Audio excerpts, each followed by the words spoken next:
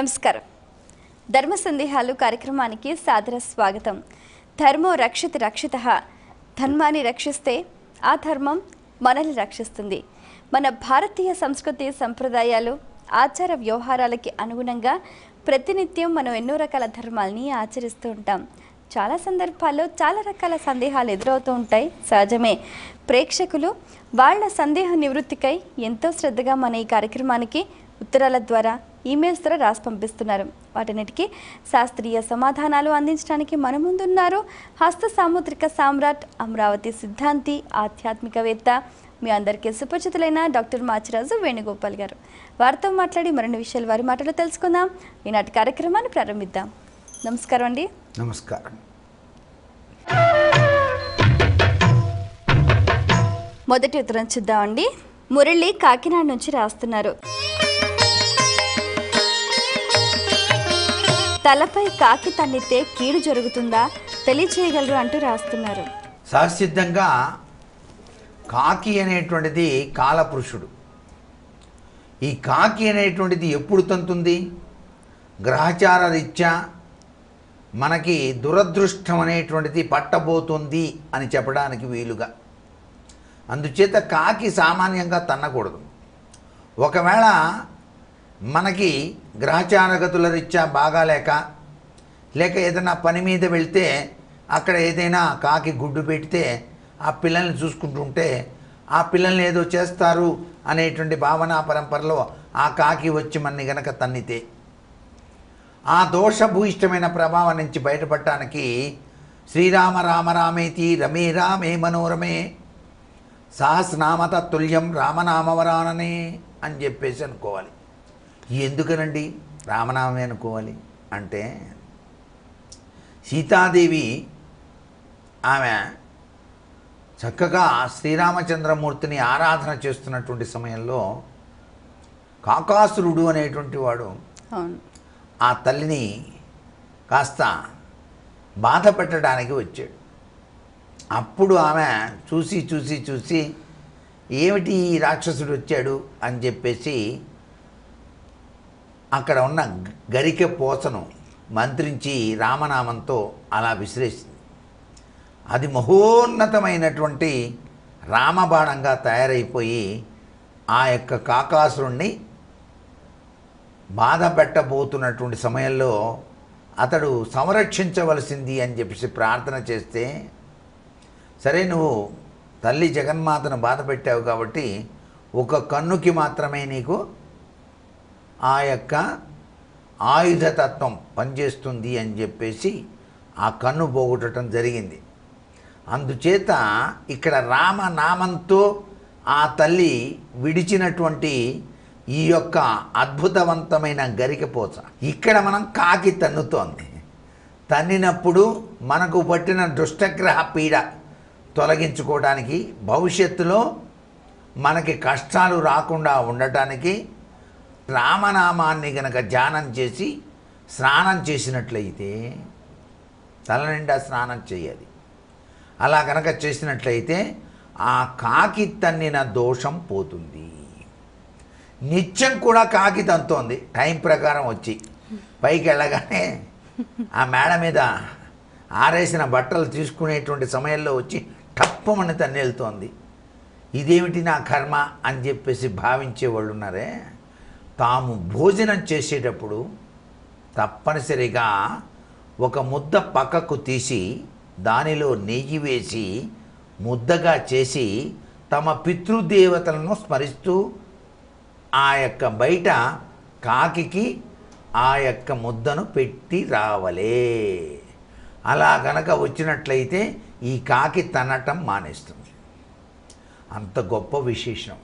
అందుకే పితృకర్మలు చేసేటప్పుడు వాయు రూపంలో కానీ, జల రూపంలో కానీ, జలచరాల రూపంలో కానీ ఈ యొక్క పిండం స్వీకరించవలసింది అని చెప్పేసి ప్రార్థన చేసి అక్కడ ఆ పితృకర్మలు ఆచరించే వాళ్ళు పెట్టడం జరుగుతుంది. ఎక్కడి నుంచి వస్తాయో ఆ కాకి ఆత్మానుగత శక్తి అనుకోవాలి. అలా వచ్చేసి ఆ ముద్దను కాస్త తినివేసి వెళ్ళిపోతోంది అంటే మన భారతీయ సంస్కృతి వెనకాల ఎంత గొప్ప విశేషణ ఉంది. ఇవన్నీ నమ్మాలి, మరి నమ్మకపోతే ఎలాగో. ఇంత గొప్ప విశ్లేషణ ఉంది. అందుకనే ప్రతినిత్యం కూడాను ఆ అన్నం తినేటప్పుడు ఒక ముద్ద తీసి కాకికి పెట్టేటువంటి లక్షణాన్ని కూడా చాలామంది ఆచరిస్తూ ఉంటారు. ఏది ఏమైనప్పటికీ మనకి ఉపద్రవం రాబోతోంది అన్నప్పుడు మాత్రమే కాకి నెత్తిన తన్నటం జరుగుతుంది అని చెప్పేసి శాస్త్రం.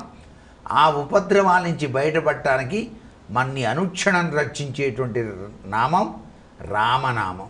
ఈ రామ అనే పదంలో శివతత్వం, విష్ణుతత్వం రెండు మిళితమై ఉన్నాయి. అందుకే ప్రణవ నిలయ మంత్రం, ప్రాణ నిర్వాణ మంత్రం, ప్రకృతి పురుష మంత్రం, బ్రహ్మ రుద్రేంద్ర మంత్రం, ప్రకట దురిత రాగద్వేష నినాశ మంత్రం, రఘుపతి నిజ మంత్రం, రామరామేతి మంత్రం అన్నారు. అంత గొప్ప విశేషం రామనామంలో దాగింది.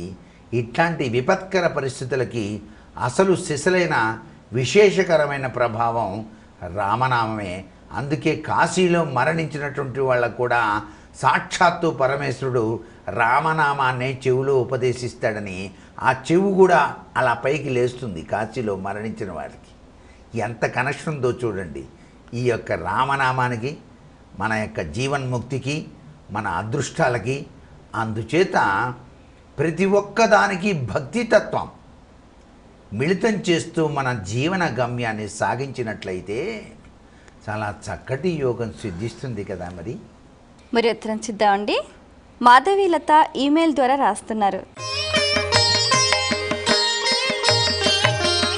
మంగళ శుక్రవారాల్లో ఎవరికి డబ్బు ఇవ్వకూడదా, తెలియచేయగలరు అంటూ రాస్తున్నారు. సహజసిద్ధంగా ఏంటంటే పూర్వకాలంలో ఉమ్మడి కుటుంబ వ్యవస్థ ఉండేది. ఇప్పుడు కూడా ఉన్నప్పటికీ అక్కడక్కడ కనిపిస్తుంది. ఈ ఉమ్మడి కుటుంబ వ్యవస్థలో కుటుంబం యావత్తు కూడాను కష్టపడి సంపాదిస్తూ ఉంటుంది. అలా సంపాదించినప్పుడు పొదుపు లక్షణం అనేటువంటిది వీళ్ళకి అలవడాలి. అలా అలవడాలి అనేటువంటి ఉద్దేశంతో ఈ 2 వారాలు డబ్బులు ఇవ్వం అని చెప్పేసి నిర్ణయం చేసుకున్నారు. మంగళవారం, శుక్రవారం అట్లా కొన్ని వారాలు పెట్టుకున్నారన్నమాట. ఇక్కడ మంగళవారం, శుక్రవారం డబ్బులు ఇవ్వకూడదు అని పెట్టుకున్నారు. ఈ 2 కూడాను మంగళకరమైనటువంటి వారాలే. మంగళవారం అనగానే గౌరీదేవికి, శుక్రవారం అనగానే లక్ష్మీదేవికి. ఈ 2 వారాల్లో డబ్బు కనుక పరాయి చేతిలో పోతే మళ్ళీ తిరిగి రాదు కదా అనేటువంటి భావన పరంపర మనిషికి ఒక మానసికమైనటువంటి ప్రభావాన్ని కలిగింపజేస్తుంది. అందుచేత ఈ 2 వారాలు కూడా డబ్బులు ఇవ్వకండి అని చెప్పేసి నానుడు వచ్చింది. అదే నేటికి కూడా మనం ఉపయోగిస్తూ ఉన్నాం. ఈ విధంగానైనా ఉమ్మడి కుటుంబంలో పొదుపు అలవడుతుంది, కొంత డబ్బు ఖర్చు తగ్గుతుంది అనేటువంటి ఉద్దేశంతో అది నిర్వహించడం జరిగింది. అయితే నేటికి కూడాను చాలామంది మంగళవారం, శుక్రవారాలు ఇతరులకు ధనాన్ని ఇవ్వటం అనేటువంటి విషయాన్ని ఆచరిస్తూ ఉన్నారు. దీని వెనకాల పరమార్థ లక్షణం ఇది అన్నమాట. మరి ఉత్తరం చూద్దామండి. మానస ఈమెయిల్ ద్వారా రాస్తున్నారు. పొరపాటున వాహనం కింద పడి పిల్లి చనిపోతే ఏం చేయాలి, తెలియచేయగలరు అంటూ రాస్తున్నారు. సమస్త పాపాలు కూడాను ఎక్కువ అయిపోయినప్పుడు మానవుడు చనిపోతాడు చూడండి. చనిపోయిన తర్వాత మళ్ళీ జన్మంటూ ఎత్తుతారే, అదే పిల్లి జన్మ. సకల నికృష్ట పాపాలన్నీ పిల్లిలో ఉంటాయి. అటువంటి పిల్లి మీరు వాహనం నడిపేటప్పుడు కింద పడ్డదనుకోండి, మరి ఆ పాపాల యొక్క ప్రభావం అంతా మనకి చుట్టుకుంటుంది. సమస్త దోషాలు, పాపాలు మనకు వస్తాయి. ఈ పాప నివృత్తి కోసం ఏం చేశారంటే వేదాంగ శాస్త్రవేత్తలు అన్ని జన్మల్లో కన్నా నికృష్ట జన్మ పిల్లి జన్మ కాబట్టి, ఈ పిల్లి వాహనం కింద పడ్డది కాబట్టి ఈ మార్జాల ఘాతకానికి నిదర్శనంగా ఒక చిన్న సూక్తం చెప్పారు. ఆ సూక్తం చదివి పాప నివృత్తి సూక్తం అని చెప్పేసి ఉంది. అది చదివి బంగారపు పిల్లిని దానం చేయమన్నారు. అంటే పెద్ద పిల్లి బంగారంతో చేయాలంటే కుదరదు కదా. అందుకని చిన్న రేకు మీద పిల్లి బొమ్మ గీసి ఆ యొక్క పూజలో పెట్టి, తెలిసి తెలియక నీ యొక్క పాపాన్ని నేను అంటగట్టుకోవటం అనేటువంటిది ఈ జన్మలో కుదరని పని అని చెప్పేసి దానికి సంబంధించినటువంటి వేదోక్త మంత్రాలు ఉంటాయి. ఆ మంత్రం చదివి బ్రాహ్మణోత్తముడి కనుక ఆ బంగారపు రేకుని కనుక దానం చేసినట్లయితే ఆ పాప నివృత్తి తొలగిపోతుంది అని చెప్పేసి శాస్త్రం. అందుచేత పిల్లి ఎదురైనా సరే కాసేపు కూర్చొని స్నానం చేసి బయలుదేరమన్నారు, లేకపోతే కాళ్ళు కడుక్కొని బయలుదేరమన్నారు. పిల్లి ఎదురొచ్చిందిరా నాయన అంటే అది. పూర్వకాలంలో ఉమ్మడి కుటుంబంలో పిల్లులు బాగా ఉండేవి. పొద్దునే నిద్ర లేచి పిల్లిని చూడకూడదు. మరి ఉమ్మడి కుటుంబంలోనేమో పెరుగు పాలు ఇవన్నీ కూడా ఉంటాయి కదండి. ఎవరైనా పెళ్లి సంబంధానికి వచ్చినప్పుడు వీళ్ళింట్లో పిల్లులు ఉన్నాయా లేదా అని చూసేవాళ్ళు. కారణం ఏంటంటే వీళ్ళకి పాడి పరిశ్రమ బాగా ఉంది అని చెప్పుకోవడానికి. ఆ పిల్లి ఇక్కడ చాలా విశిష్టవంతమైనటువంటి ప్రభావాన్ని ఇస్తోంది. అయితే పాపపు ఇష్టమైన ప్రభావం దాని తోకలో ఉంటుంది. పిల్లి గనక తోకతో కనుక మనని కొట్టిందో దాని పాపాలన్నీ మనకు వచ్చినట్టే. అందుకనే తస్మాత్ జాగ్రత్త. పిల్లి తోక తగలకుండా జాగ్రత్త పడితే చాలు. పిల్లిని పెంచడం అనేటువంటిది పూర్వకాలంలో దాని యొక్క ప్రభావ రీత్యా పాలు పెరుగు ఎక్కువగా ఉండేవి కాబట్టి, ఎలుకలు విజృంభిస్తుండేవి కాబట్టి వాటిని హతం చేయటానికి ఈ పెంపకాలు ఉండేవి. ఇప్పుడు నవీన నాగరికత లక్షణాల రీత్యా వీటిని ఎవరూ పెద్దగా పట్టించుకోవట్లేదు. ఏది ఏమైనప్పటికీ పిల్లిని విషయంలో మాత్రం చాలా జాగ్రత్తగా ఉండాలి. పిల్లి ఎదురెగినా, పిల్లి పొద్దున్నే చూసినా, పిల్లి ఎదురైనా మనకి మాత్రం కించెత్తు జాతకరీత్యా అనుకోండి, అదృష్టరీత్యా అనుకోండి, అపశృతులు సంభవించడానికి ఆస్కారం ఉంటుందని. మరి ఉత్తరం చూద్దామండి. సునీల్ వైజాగ్ నుంచి రాస్తున్నారు. దేవునికి ఎదురుగా నిలబడి నమస్కారం పెట్టుకోకూడదా, తెలియచేయగలరు అంటూ రాస్తున్నారు. పరమేశ్వరుడు అంతర్యామి స్వరూపుడు. దేవాలయానికి వెళ్ళినప్పుడు సహజసిద్ధంగా ఆయన యొక్క చూపు ఎదురుగా ఉన్నటువంటి అతని వాహనం అయినటువంటి ఆ యొక్క దేదీప్యవంతమైన ప్రభావరీత్యా ఆయన ఇచ్చిన వరం. ఆయన చూపు ఎప్పుడూ కూడా ఆయన వాహనం మీదనే ఉంటుంది. ఆ వాహనదారుడు ఆ స్వామిని ఆరాధన చేస్తూ ఉంటాడు. శివ శంభు హరహర అని. నందీశ్వరుడు ఆ వరాన్ని కోరాడు శివాలయ రీత్యా. ఎక్కడైనా అంతే. అలాగే విష్ణాలయంలో కూడా అంతే. ఏ ఆలయంలోకి వెళ్ళినా పరమేశ్వరునికి ఎదురుగా నిలబడి మనం నమస్కారం చేయటం అనేటువంటిది సాంప్రదాయం కాదు. పెద్దల ఎదుట కూడా మాట్లాడేటప్పుడు చేతులు కట్టుకొని పక్కగా నిలబడి మాట్లాడతాం తప్పితే, పెద్దలు గౌరవం ఇచ్చేటప్పుడు ఇది ఒక సూత్రం, చేతులు కట్టుకొని. అలాగే మాట్లాడేటప్పుడు చేతి దగ్గర మాట్లాడేటప్పుడు చెయ్యిని నోటి దగ్గర పెట్టి మాట్లాడు అని చెప్పేసి. ఇంత విశేషం ఇక్కడ మానవులకే ఇస్తున్నప్పుడు భగవంతునికి ఎదురుగా నిలబడి నా సంగతి ఏంటి గురువుగారు అంటామా? అనం కదా. అందుకని పక్కగా నిలబడి స్వామి నీ దివ్యమైన అనుగ్రహాన్ని నాకు ప్రసాదించు, దేవాదిదేవ మహాదేవ శంభో హరహర అంటూ మనం నమస్కారం చేసుకోవాలి. పక్క నుంచి నమస్కారం చేస్తే చాలా శుభం జరుగుతుంది. అప్పుడు తర్వాత ఆ దేవాలయంలో శటకోపం పెట్టినప్పుడు కూడాను మనం తల వంచి నమస్కృతాంజలి గడిస్తూ శటకోపం పెట్టించుకొని ఆ యొక్క అర్చకుడు ఇచ్చినటువంటి మారేడు దళాన్ని అలా పరమ పవిత్రంగా భావిస్తూ వెనక్కి జరుగుతూ పక్క నుంచి వచ్చి నందీశ్వరుడి దగ్గరికి వచ్చి ఆయన వీపు మీద వేసి 2 వేళ్ళు కూడా ఆ యొక్క కొమ్ముల పైన ఉంచి తోక చివర ఎడం చేత్తో అలా పట్టుకొని ఆ కొమ్ముల నుంచి పరమేశ్వరుని చూస్తూ హరహర మహాదేవ అనాలి. ఇలా చేయటం వెనకాల పరమార్థం ఈ నందీశ్వరుడు మన యొక్క మొరని ఆ స్వామివారికి తెలియజేస్తాడు. ఇంత గొప్ప విశేషణ ఉంది కాబట్టి దేవునికి ఎదురుగా మాత్రం నిలబడి మనం నమస్కారం చేయకూడదు. పక్కగా నిలబడే నమస్కారం చెయ్యాలి. అది ఏ ఆలయానికి వెళ్ళినా ఎక్కడికి వెళ్ళినా ఇది పాటించేటువంటి సాంప్రదాయంగా మనకి శాస్త్రరీత్యా చెప్పినటువంటి నగ్న సత్యం. మరో ఉత్తరం చూద్దామండి. కీర్తి హైదరాబాద్ నుంచి రాస్తున్నారు. అద్దం అదృష్టాన్ని అందిస్తుందా తెలియచేయగలరు అంటూ రాస్తున్నారు. సహజసిద్ధంగా అద్దం లక్ష్మీ స్వరూపంగా భావిస్తాం. అద్దంలో పరావర్తన కిరణాలు ఉంటాయి. అంటే మన బింబాన్ని మనమే చూసుకోవచ్చు చక్కగా. ప్రతి ఒక్కరూ కూడా నిద్ర నుంచి లేస్తూ తమ అరచేతులు తాము చూసుకోవాలి. అలా చూసుకొని పక్షంలో అద్దంలో బింబాన్ని చూసుకున్నట్లయితే ఇతరుల యొక్క నరదృష్టి ప్రభావం మన మీద పడకుండా రక్షించుకోవడానికి ఆస్కారం ఉంటుంది. వాస్తుశాస్త్రరీత్యా ప్రతి గృహంలో కూడాను అద్దాలు తూర్పు ఈశాన్యం, ఉత్తర ఈశాన్య గోడలో ఆ గోడ మీద తగిలించినట్లయితే సర్వవిధ సంపత్తులు కలుగుతాయని చెప్పేసి మనకు శాస్త్రం తెలియజేస్తుంది. అద్దాలు శుభాన్ని, ఐశ్వర్యాన్ని కలిగిస్తాయి. అయితే ఎటువంటి పరిస్థితులను పగిలిన అద్దం ఇంటిలో ఉండరాదు. అద్దాన్ని గురించినటువంటి కథలు కూడా ఉన్నాయి. నారద మహర్షి ఆయన విష్ణు మాయ వలన తాను వరించినటువంటి ఆ యొక్క సౌందర్య రాశిని పెళ్లి చేసుకోవాలని చెప్పేసి అనుకున్నప్పుడు ఈయన ముఖం కోతి ముఖంగా మారిపోతుంది.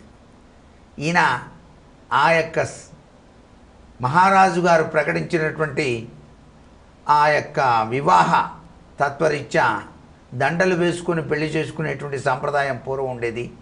ఈ నారద మహాముని కూడా వెళ్ళాడు. అయితే ఈయన ఆకృతి కోతి ఆకృతిగా ఉంది. ఆయనకు తెలియదు, అప్పటికి అర్థం లేదు. తీరా అందరూ ఆశ్చర్యచకితులై నవ్వటం మొదలుపెట్టారు. ఏమిటి నవ్వుతున్నారు, ఆమె ఎందుకని నన్ను వివాహం చేసుకోలేదంటే, నీ మొహం కోతిలాగా ఉంది కదా, చూసుకోలేదా అన్నప్పుడు విష్ణుమూర్తిని నేను అర్థించాను. నేను వివాహం చేసుకుంటే ఆ అమ్మాయినే చేసుకుంటానని చెప్పేసి నన్ను ఇంత మోసం చేస్తాడా అని చెప్పేసి నారద మహాముని వచ్చి, నువ్వు నన్ను ఈ విధమైనటువంటి విపత్కర పరిస్థితి ఏర్పరిచావు కాబట్టి ఆ కోతుల వల్లనే నువ్వు ఒకానొక సమయంలో విజయసిద్ధిని ప్రాప్తించి చేస్తాయి. ఏ ముఖమైతే నీకు పనికి రాలేదని చెప్పేసి భావన చేశావో ఆ కోతుల యొక్క సహాయం వల్లనే, నువ్వు వాళ్ళని అర్థించడం వల్లనే నువ్వు విజయాన్ని సాధించడానికి ఆస్కారం ఉంటుంది అని చెప్పేసి నారద మహాముని శాపం ఇచ్చినట్టుగా మనకు శాస్త్రం. ఆ శాపమే రామాయణ కథలో దాగిన పరమార్థంగా మనం ఇప్పటికీ చెబుతాం. అందుచేత అప్పుడు అద్దం సృష్టించబడ్డదట. నారద మహాముని అద్దాన్ని సృష్టించి అద్దంలో చూసుకొని ఇంత తప్పు చేస్తాడా విష్ణుమూర్తి, నేను ఇంతగా కోలిస్తాను, ఈయన సంగతి ఏదో తెలుసుకుంటానని చెప్పి వెళ్ళి శాపం ఇచ్చి వచ్చాడు. ఆ శాపం లోక కళ్యాణం కోసం ఆ స్వామివారు ఆడిన నాటకం. ఇటువంటి అదృష్టాన్ని ప్రసాదించేటువంటి అద్దం మన గృహంలో కనుక ఉన్నట్లయితే సర్వే సర్వత్రా శుభదాయకమే. అందుకే అమ్మవారిని పూజ చేసేటప్పుడు కూడా ఆ యొక్క లలితాదేవికి చక్కగా అలంకరణ చేసి అద్దాన్ని కూడా చూపిస్తాం. మనం పూజా విధి విధానంలో అమ్మ అద్దాన్ని వీక్షించవలసింది తల్లి అని చెప్పేసి ఆ తల్లికి చూపించినప్పుడు ఆ తల్లి నవ్వుతున్నట్టు మనకు కనిపిస్తుందండి. నిజం, పూజ చేసే వాళ్ళకి తెలుస్తుంది ఈ విధి విధానం. నిష్ఠగా పూజ చేస్తే తల్లి పలికినట్టు అనిపిస్తుంది, మన భావనే అక్కడ. అందుచేత ఆ తల్లిని అద్దంలో చూపించేటప్పుడు అన్నట్టు అనిపిస్తుంది. అప్పుడు ఏమనిపిస్తుంది మనకి, నేను చేసిన పూజ బాగుంది, అమ్మవారికి అలంకరణ బాగుందని ఒక మానసిక తృప్తి అన్నమాట అది.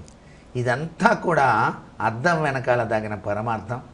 అయితే వాస్తుశాస్త్రంలో పడక గదిలో అద్దాన్ని మాత్రం ఉత్తర దిశలో ఉంచాలి. ఎప్పుడూ కూడా మంచం వెనక భాగాన, మీరు పడుకునేటువంటి మంచానికి వెనక భాగాన తల కింద అద్దం ఉంచరాదు. తలవైపు అద్దం ఉండకూడదని కూడా మనకు శాస్త్రాల్లో చెప్పారు.